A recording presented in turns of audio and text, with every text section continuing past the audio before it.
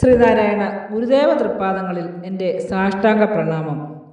ശ്രീ മങ്ങാട് ബാലേന്ദ്രൻ സാറിൻ്റെ ഗുരുദേവ കഥാസാഗരം ഭാഗം 200 ആവശ്യം ന്യായമായിരിക്കണം.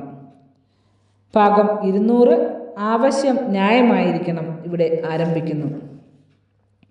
ശിവഗിരി സ്കൂളിന് വേണ്ടി നിർമ്മിച്ച കെട്ടിടത്തിൻ്റെ പൂമുഖം പ്ലാനിൽ ഉള്ളതുമാതിരി കെട്ടാതിരുന്നതിൽ ഗുരുദേവന് വലിയ അതൃപ്തിയുണ്ടായിരുന്നു. തട്ടുപോലെ പണിതിരുന്ന പൂമുഖം ഇടിച്ച് പ്ലാനിലുള്ളതുപോലെ കെട്ടിയുണ്ടാക്കണമെന്ന് ഗുരുദേവൻ കൽപ്പിച്ചു.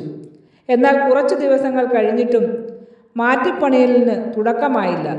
അതിൽ അതൃപ്തി പൂണ്ട ഗുരുദേവൻ ഒരു ദിവസം ഉച്ചയ്ക്ക് ആരെയും അറിയിക്കാതെ ശിവഗിരിയിൽ നിന്നും പുറത്തേക്ക് പോയി. അന്ന് വൈകിട്ടോടെയാണ് ഗുരുദേവൻ പർണശാലയിൽ ഇല്ലെന്ന വിവരം മറ്റു സന്യാസിമാർ അറിഞ്ഞത്. അതോടെ ഗുരുദേവൻ അടുത്ത സന്ദർശനം നടത്താറുള്ള സ്ഥലങ്ങളിലും ബംഗ്ലാവുകളിലുമൊക്കെ അന്വേഷണം നടത്തി.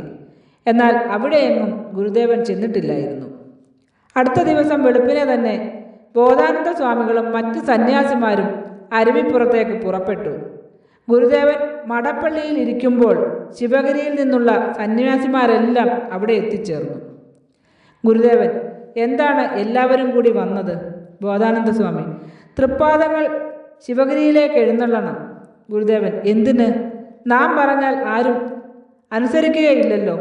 സ്കൂളിൻ്റെ പൂമുഖം ഇടിച്ചു കെട്ടാൻ പറഞ്ഞിട്ട് അനുസരിച്ചോ? ബോധാനന്ദ സ്വാമി: പണക്കുറവ് കൊണ്ടാണ് പ്ലാനിൽ മാറ്റം വരുത്തിയത്, മനഃപൂർവ്വമായിരുന്നില്ല. ഗുരുദേവൻ: പണക്കുറവോ? പണക്കുറവ് വരികയില്ലല്ലോ. പണം ആവശ്യത്തിനുണ്ടാകും. ആവശ്യം ന്യായമായിരിക്കണം. അപ്പോൾ പണം വന്നുകൊള്ളും. പണം ഇല്ലെന്ന് പറയരുത്. ബോധാനന്ദ സ്വാമി: തൃപ്പാദങ്ങൾ ഞങ്ങൾക്കൊപ്പം മഠത്തിലേക്ക് വരണം. മാറ്റിപ്പണി ഉടനെ തുടങ്ങാം. ഗുരുദേവൻ: പണി തുടങ്ങിക്കഴിയുമ്പോൾ നാം വരാം. ആ വരവിൽ 9 ദിവസം ഗുരുദേവൻ അരുവിപ്പുറത്ത് തന്നെ വിശ്രമിക്കുകയുണ്ടായി. പിന്നീട് മാറ്റിപ്പണി തുടങ്ങിയെന്ന വിവരമറിഞ്ഞതോടെ ശിവഗിരിയിലേക്ക് മടങ്ങി.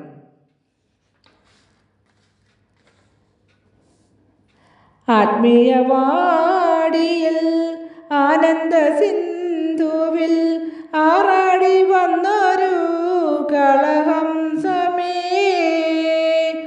തെന്നലിൽ ചൊരിഞ്ഞു നിൻ കളഗാനം കേൾക്കുവാൻ കേരള മതത്രേ തപസിരുന്നു.